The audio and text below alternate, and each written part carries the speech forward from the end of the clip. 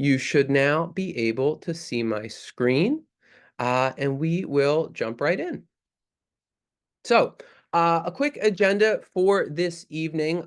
In a moment, we'll go through some introductions about the school leadership team at Staten Island Hebrew Public.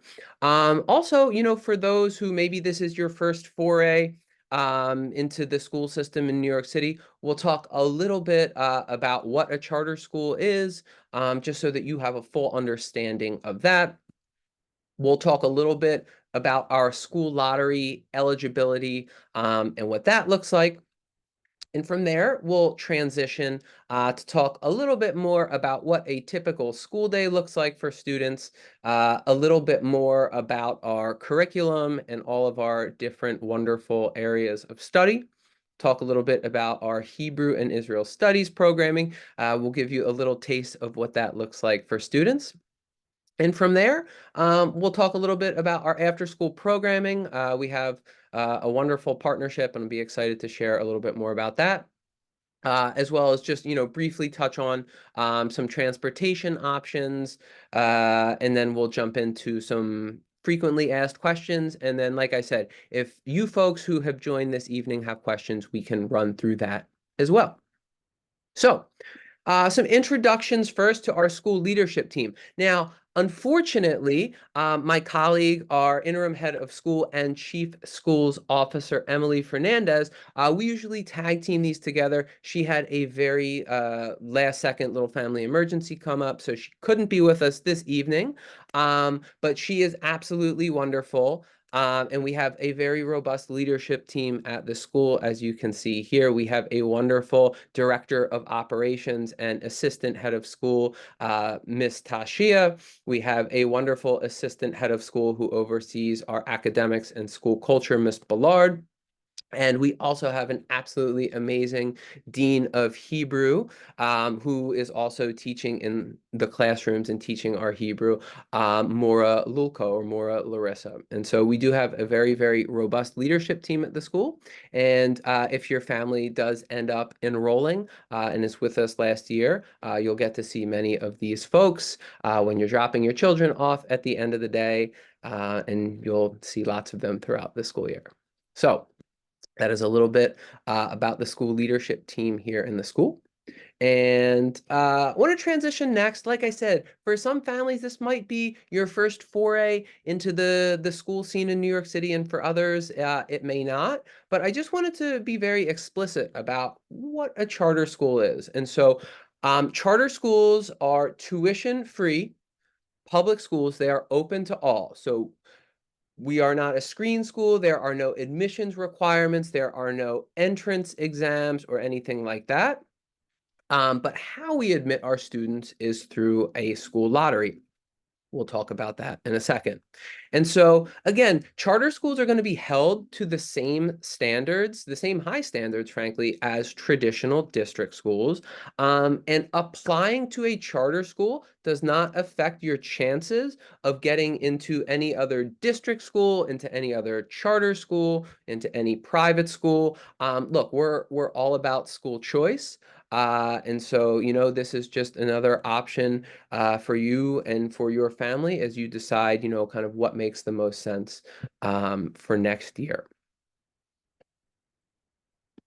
And so I mentioned the lottery a little bit, but I wanted to just share a little bit more again about our admissions and how the lottery works and eligibility and all that good stuff. So the first thing to note is that we have open enrollment right now, as frankly do all charters. So you are free to apply to any charter school, including ours, up through April 1st. It should say 2024. That's a little typo. I apologize about that. So we're accepting applications from now until then. And then we will have a lottery, which will be broadcast live on Zoom, just like we are broadcasting now on Thursday, April 5th. Again, that should say 2024. That's my mistake.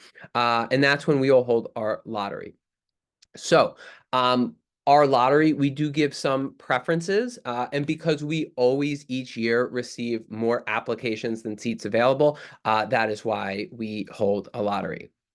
So we do give sibling preference or sibling priority. So for families who already have a child attending the school, they are automatically going to be the first seats that we give in our lottery are to students who have siblings that already attend.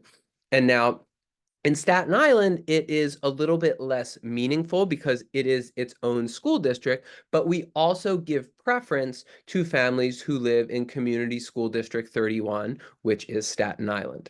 Um, that being said, any family that lives in the five boroughs is welcome to submit an application and apply to our school to be eligible for our lottery. But we do give that preference, that priority to families who live in CSD 31. And so for the 2024-2025 school year, to be eligible for kindergarten, a student must be born in the year 2019. So if you're holding on to more questions or want to learn a little bit more about the lottery, like I said, we're going to save a little bit more time at the end of the presentation to go through that. But we want to make sure that you have an idea. And these are kind of some of the big differences between traditional district schools and charter schools. So we'll transition from there to talk a little bit more, or go through, I should say, our mission statement, because that will lead us into our school values. So across our network of schools and at Staten Island Hebrew Public, our mission is that we are leading a national movement of exceptional, diverse public charter schools that teach modern Hebrew to children of all backgrounds and prepare them to be successful global citizens. Now, I think there's three really significant things in our mission statement. One is that we are a network of diverse charter schools. The second, that we teach modern Hebrew to our students. And the third, that we are successful global citizens, because that is going to take us into our community values, right? So as a school with a focus on Hebrew and global citizenship, we've taken the word olam, which is the Hebrew word for world, and we use it as an acronym to really reflect our community values, right? So those values are being outstanding problem solvers, lifelong learners, aware communicators, and making a difference. And we always say to families, if these are values that resonate with you and your family, you're going to fall in love with our schools because every day we embody these values as a staff, and we bring them to students. And so, that is kind of our compass, and it's something that we try to bring to the school every day. So that is a little bit about our mission statement and our values. And from here, I wanted to share, I think we have some highlights coming up next. And so again, just to get a sense of our building, our classrooms, and so on and so forth. So this is a picture from last year at the beginning of the year when we kind of had our grand opening. This is on the third floor of our building, which is where one of our two recess yards are.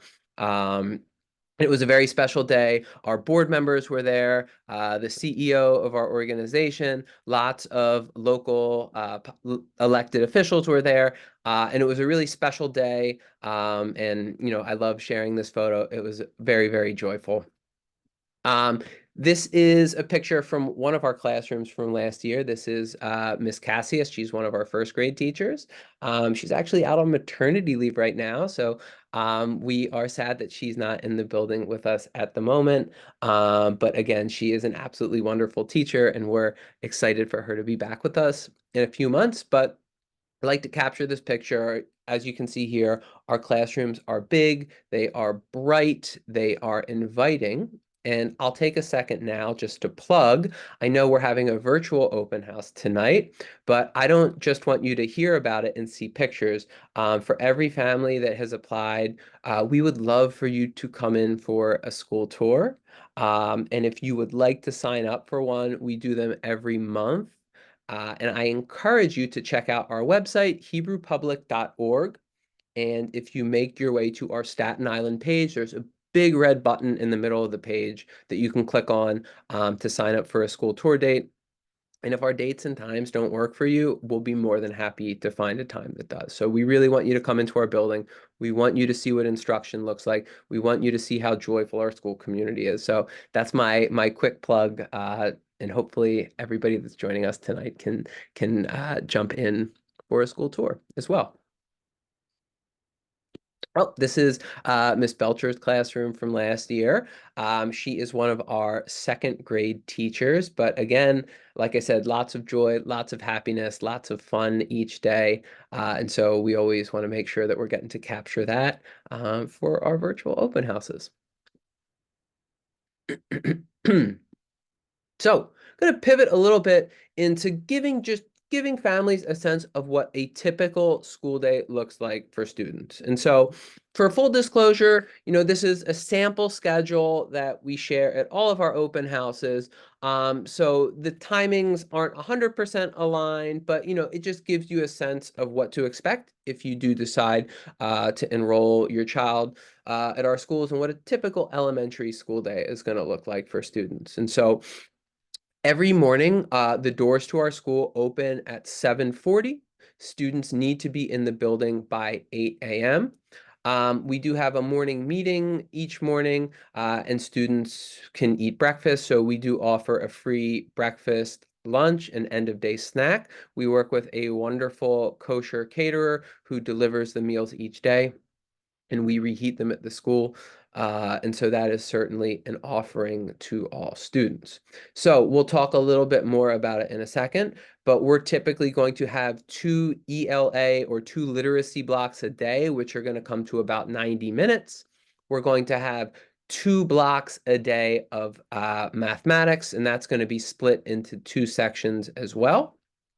We're going to have science each day. We're going to have about 45 minutes of Hebrew each day. We're going to have, about 45 minutes of lunch and recess each day, as well as gym class each day as well. And so Monday through Thursday, we dismiss our students at 3:30. And then on Fridays, because our teachers engage in about 3 hours of professional development each week, we dismiss our students at 1 p.m. on Fridays, which is typical of many charter schools. That being said, a little bit later in the presentation, we are going to talk about our really amazing after-school programming options, and we'll talk more about what that looks like in a second. So that's a typical school day for students and what a typical week would look like. So Um, we'll dive in really quickly. Again, if folks have any questions, please do feel free to drop them into the chat and we can go through everything at the end. But I do want you to get a sense of, again, what each instructional block looks like for students during a typical day. And so just broadly in terms of an academic overview, our goal is to offer an academic program that is very rigorous, that's going to give students the strong academic foundation, a strong social emotional foundation that's going to allow them to be successful. It's going to embody those Olam values that we spoke about earlier. And above all, it's going to put them on a path where they're going to be successful as they transition to middle school and just become successful people, right? That's what we want at the end of the day. So, I mentioned 2 instructional blocks each day of ELA and math. And so I will dive in for a second to share a little bit more about that. And so in terms of our ELA or our literacy curriculum, they're going to follow those New York State standards, and they're personalized to meet each student's needs. And look, we know that young students need lots of exposure and explicit practice when it comes to reading and writing. So our specific programming for our phonics for students is going to be Fundations. So Fundations for phonics, which they get about 30 minutes of a day. And that phonics program is designed to teach students spelling, to be able to sound out words, to make sure they understand words and letters so that they can read everything. Now, from grades K through 2, students are going to get 30 minutes each day of that Foundations Phonics curriculum. Now, for the other 60 minutes of ELA each day, we use expeditionary learning, or EL for short, and that's going to be for reading for writing, and really just learning about the world around them, to really take their phonics skills and apply it to the content that they are learning about. And so that's going to be through reading fiction, through reading nonfiction, poems, science passages, anything like that. And so that's going to be for 60 minutes a day. So you have your Wilson Foundations for Phonics for 30 minutes, and you have that expeditionary learning each day for about 60 minutes. Now, in terms of our math programming, we use Engage New York. It's also known as Eureka Math. And that is a Common Core aligned program. And students are going to get 60 minutes, 90 minutes each day. So 60 minutes of that is going to be like a math workshop where students are learning a new skill that is going to be led by their teacher. And so that other block, that 30-minute block a little bit later in the day, might be called number stories or math stories. And they are going to take that new thing that they learned about, and as a class, they are going to kind of take all of that knowledge and work through a new problem to answer that question. Now, I apologize. There seems to be some sort of parade right on the street behind me, walking down the block. So if you can hear that, I apologize. Didn't know there was a parade coming down my block tonight. So that is a little bit about our ELA and our math curriculum. And so just to say a little bit more about that, in terms of both the ELA and the math, one of the additional pieces of things that we do is that we utilize NWEA map testing to drive instruction. And so if you are new to our school, what we do is at the beginning of the year, at the middle of the year, and at the end of the year, we're going to assess students, their literacy and their math, right? So, that is going to help the teachers in the classroom really create personalized learning paths for each student. It's going to help them differentiate instruction if, for example, we see through that map testing that maybe a student is reading way above grade level, right? Or maybe they're behind a little bit. And the same goes for math as well. Maybe there's a specific area where they have a deficiency. So maybe it might be, adding and subtracting fractions, right? Through that map testing, we're going to be able to identify either those strengths or those deficiencies to create a learning path to make sure that students are being challenged appropriately, or if there's a certain deficiency they have, that we're going to be able to get them on grade level or be where they need to be. So that is a little bit about the ELA and the math programming. And I'll jump here. We'll talk a little bit about our science programming. So Science Dimensions is the chosen curriculum for our elementary school science programming at Staten Island Hebrew Public. And the content is really driven by or is focused on helping students understand the world around them. And so this approach is going to be through exploration, through analysis, through applications, through explanations. Each unit of study includes opportunities for students to investigate, to problem solve, to make hypotheses, to gather evidence, and explain their conclusions through reasoning. And so it's really, really wonderful. I was in one of our classrooms just a few days ago, and some of our first grade students were learning about the different planets in our solar system.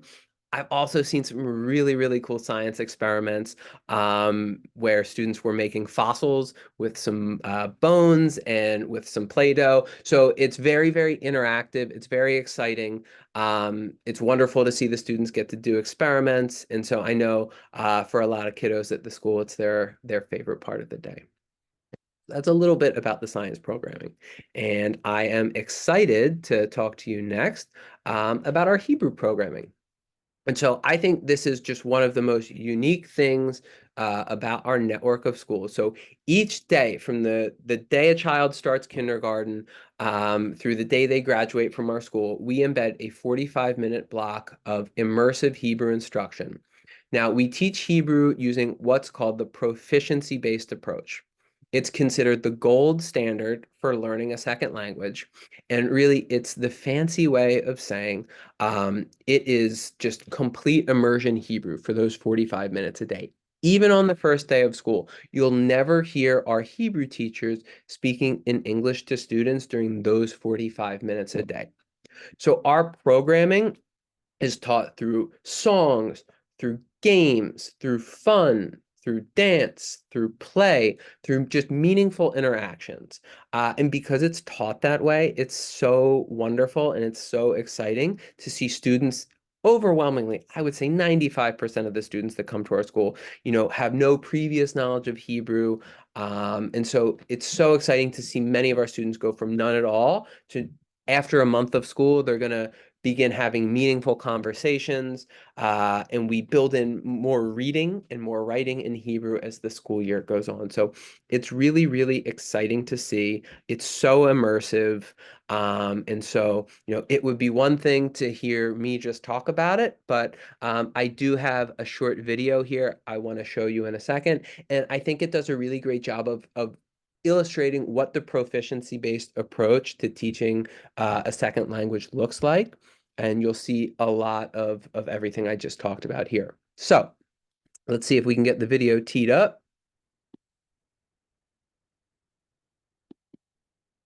Here we go.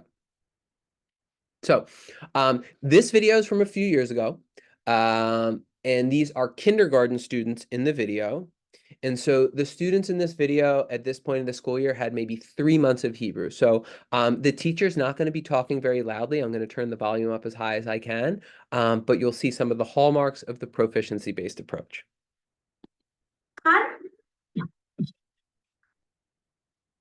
כל מי שמספר 2 יקום על כתום. 1, לא אמרתי מילת הקסם קקטוס. 1 על כחול ו2 על כתום. קקטוס.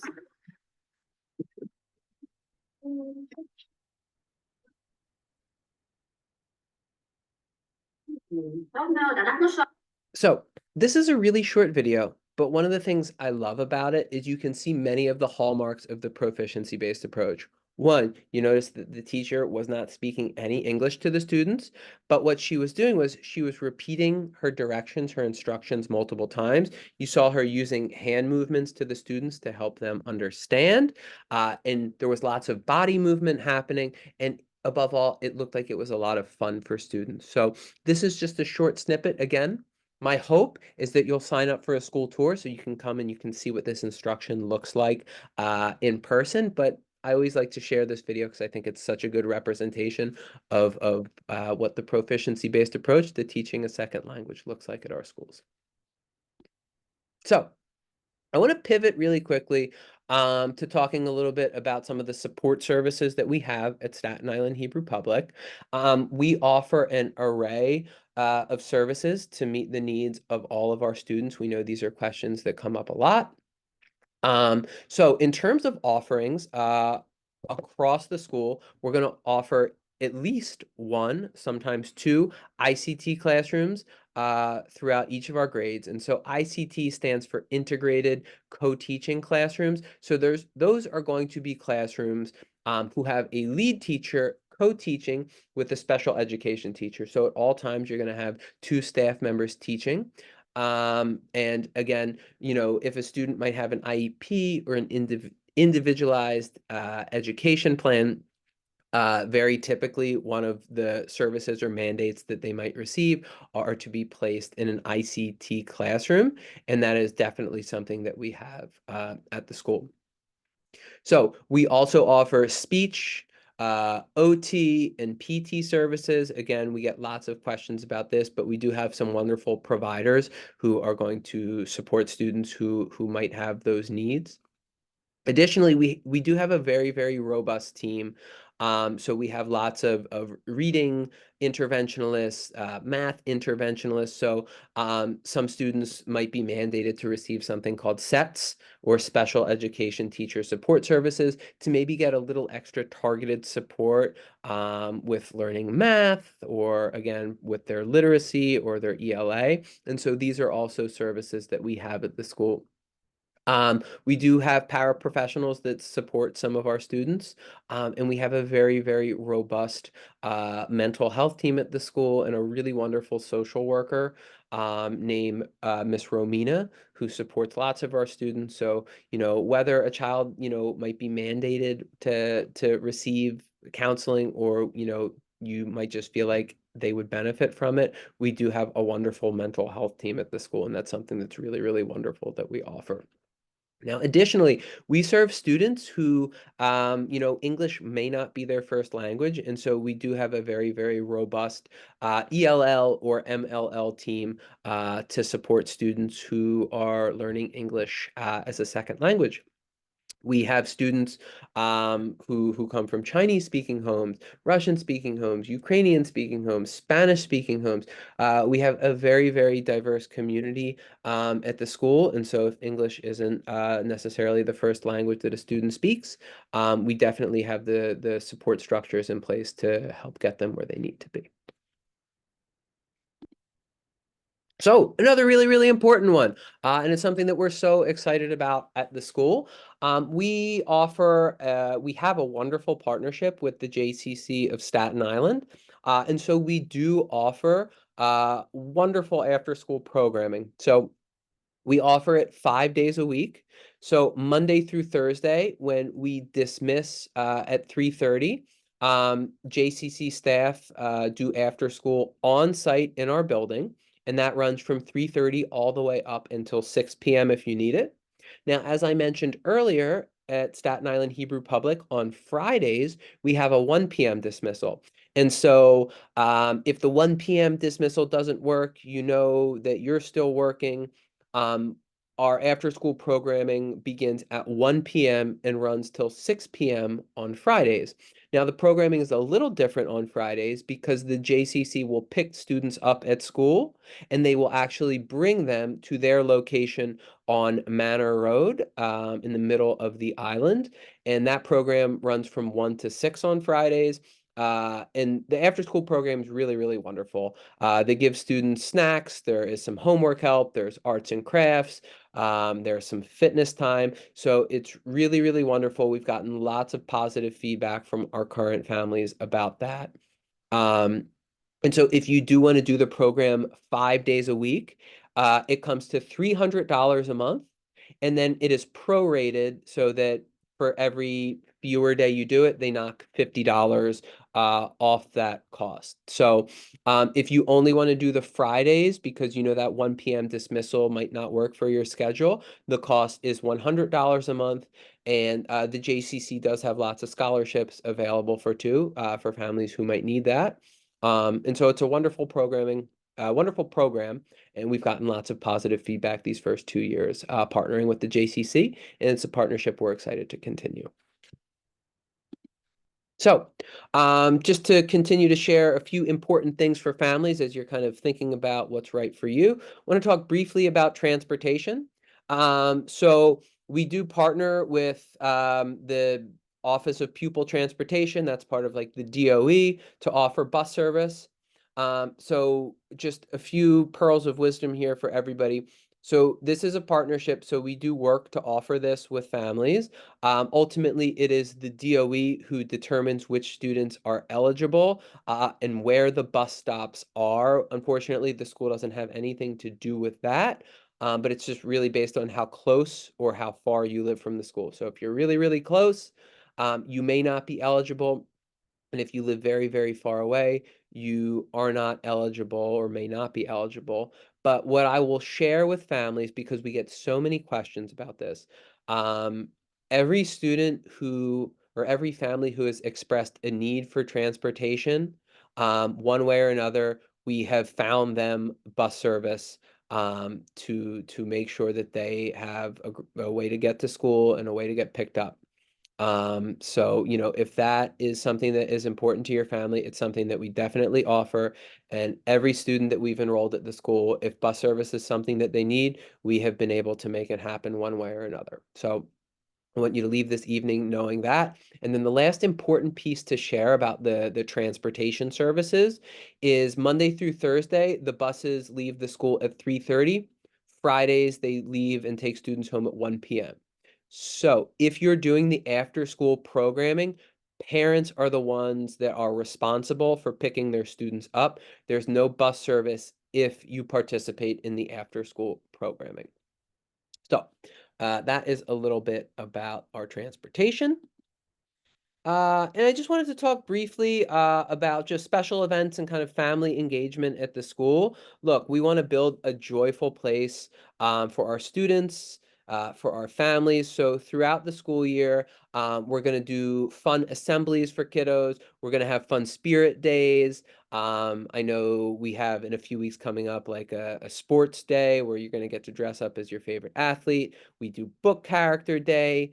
Um, each October, which is always a lot of fun. We have an Israel Day towards the end of the year, which is really, really wonderful. We have winter and spring showcases where families get to come in and see their students sing songs, and it's a really meaningful day. We also get to do school trips throughout the year. We've got to check out lots of fun things. Whether it's museums, the zoo, we're always planning fun activities for the kids, and we try to do a few of them a year as well. So, wanted to cover a few Q&As, and as soon as we get through this slide, I will open up the chat so I can see if any questions have come in.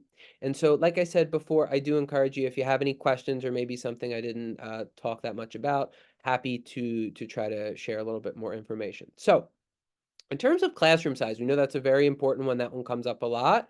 On average, a classroom at Hebrew Public on the low end is going to serve, I would say, about 22 students, and on the higher end could serve as many as 26 or 27. Again, our kindergarten classrooms are gonna have 2 teachers. All of our kindergarten rooms are gonna have 2 teachers, co-teaching together, and then as students move on from kindergarten, like I said before, we are technically a lead teacher model. However, we're going to offer at least 1 ICT or integrated co-teaching room per grade, which is gonna have the lead teacher co-teaching with a special education teacher. So you can expect teacher to student ratio in our classrooms anywhere from about between 12 and 13 to 1. So, when will you offer grades 3 through 5? So, if you've ever seen any of our signs or anything like that on the building, you'll know that we opened last year serving kindergarten and first grade. So for this current school year, we're serving K1 and 2, and we will continue to grow a grade each year until we are fully grown K through 5. So our first graders who started with us last year are currently in second grade, and that group of students will be the first ones to graduate fifth grade in a few short years. Now, you might be wondering about middle school. And so while I can guarantee you we will serve K through 5, I can't give any guarantees about middle school yet. However, I will say that if it is something that our parent community is interested in, which they have already expressed that they are, we will certainly explore growing to serve sixth, seventh, and eighth grade. Now, I can't make any guarantees. As you can imagine, there are uh, policies and procedures, and so we would have to get approved, by the city to do that. But what I can guarantee you tonight is Staten Island Hebrew Public is certainly going to do everything in its power to grow our charter from K to 5 to K to 8. So more to come on that in the next few years, but at the very least, if you're watching tonight, you will 100% have a school from kindergarten through fifth grade, and we're very, very hopeful to continue to provide sixth, seventh, and eighth grade. So, another one we get, I know we looked at that typical school day for students, but how much playtime will students have? And so, students are going to get each day about 25 minutes of recess. So we do have that recess yard on the third floor, which is about 5,000 square feet. So students are going to get that every day. Additionally, students are going to get 45 minutes of fitness class each day. Now, one of the really wonderful things about our fitness programming or our gym class at school that I didn't get to mention earlier was that our gym teacher, More Ophir, is also a Hebrew speaker. And so More Ophir came to Hebrew public charter schools, as did his whole family. We have a fellowship where we bring Hebrew teachers from Israel over to come teach at our schools for a few years so that they can learn some best practices about the American education system. And what we get at our schools are wonderful Hebrew teachers. So Morey Ophir is the fitness teacher at Staten Island Hebrew Public. And his wife is also a Hebrew teacher at our sister school in Mill Basin. And his three children, they all attend our school in Mill Basin, where they live. So it's wonderful for us that it's another way where we can incorporate more of that Hebrew language in our fitness class each day. Um, but to bring it full circle in terms of how much playtime students get each day, they're going to get 45 minutes of gym class, they're going to get about 25 minutes of recess. And at the end of each instructional block, we'll typically do about a 5-minute break. We'll call it like a body break, where we might put like a fun song or dance video on for students to just kind of move around, stretch their legs, because, we totally understand that, especially our youngest kiddos, they really can't be sitting for the full day. And so we want to make sure they get lots of body movement throughout the school day.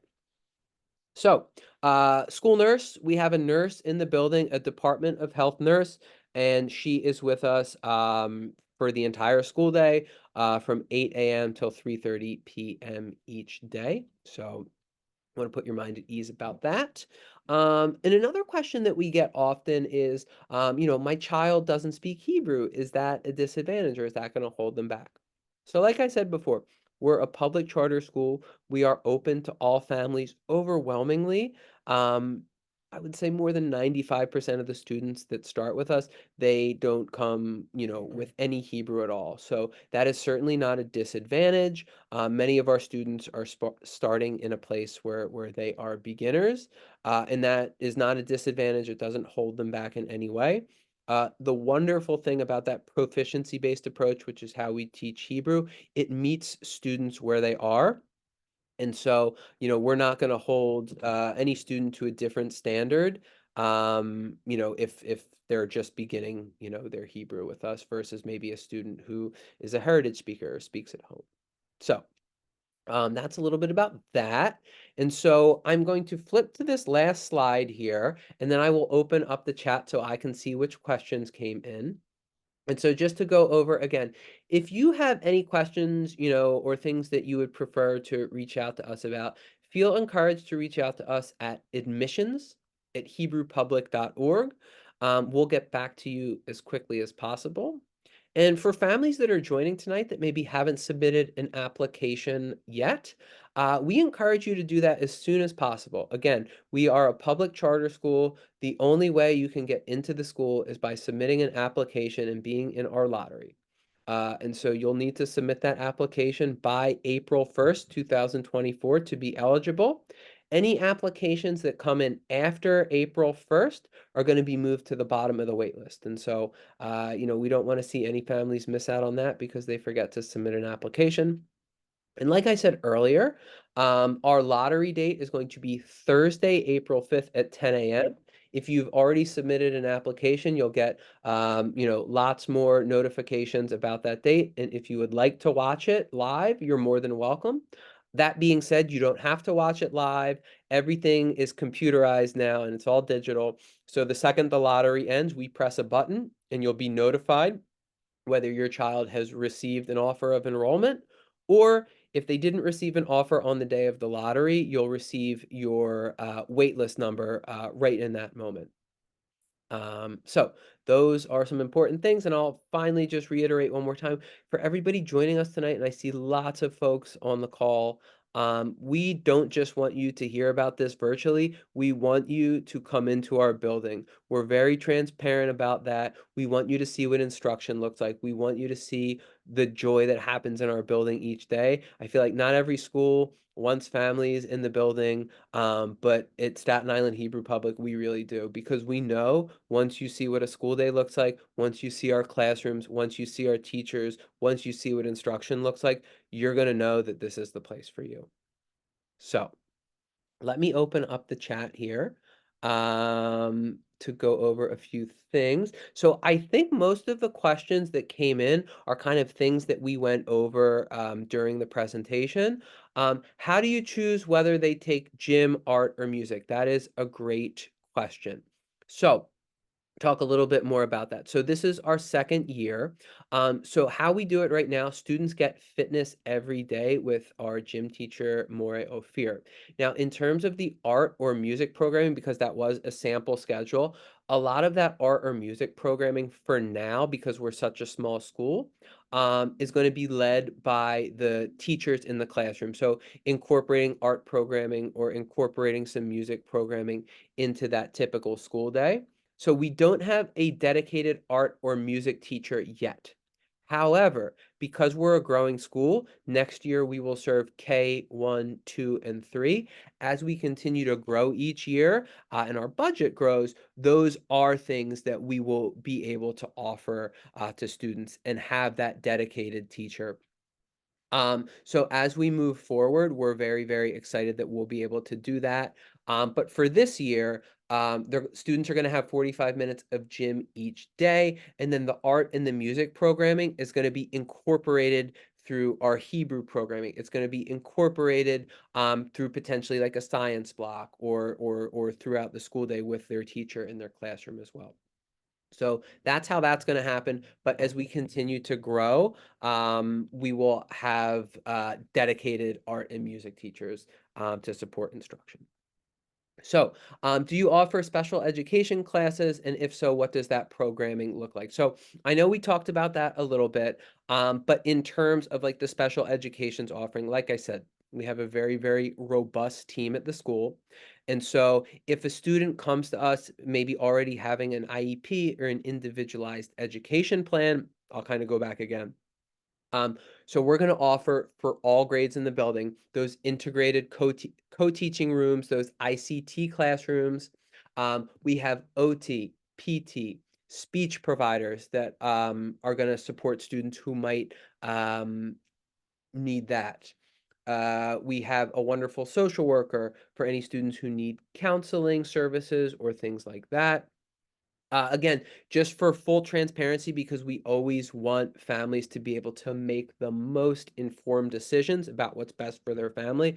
A question that we get a lot is regarding 12 to 1 classrooms. So those are slightly more restrictive classroom settings where there's only going to be 12 students in a classroom with 2 teachers. Unfortunately, at the moment, we do not have those 12 to 1 classrooms at Staten Island Hebrew Public. So as I said before, we're a public charter school. We are open to all families. If you get a seat in our lottery, we're never, ever, ever going to turn a student away. But if you do know that your child receives a service like 12 to 1, unfortunately, we don't have those classrooms in the school as of yet. So, I had it looks like a few other questions that came in. I think we covered some of them, but here's a good one. And I have a question here about homework. What does the homework policy look like at the school? So, uh, what we do at Staten Island Hebrew Public is at the look, we know that families are super busy, but we do think it's important for students to get to supplement what they're learning in school and to take it home. And so at the beginning of the week, your homeroom teacher will furnish a homework packet, and then we collect them at the beginning of the next week. And so if you know that you have dance class or baseball practices Tuesdays and Wednesdays, and those just aren't a great homework night, that's totally okay. We're going to leave it to you guys to prioritize how you want to lay it out. You know what's best for your families. And so you can kind of work on that on Mondays, Thursdays, Fridays, and the weekend.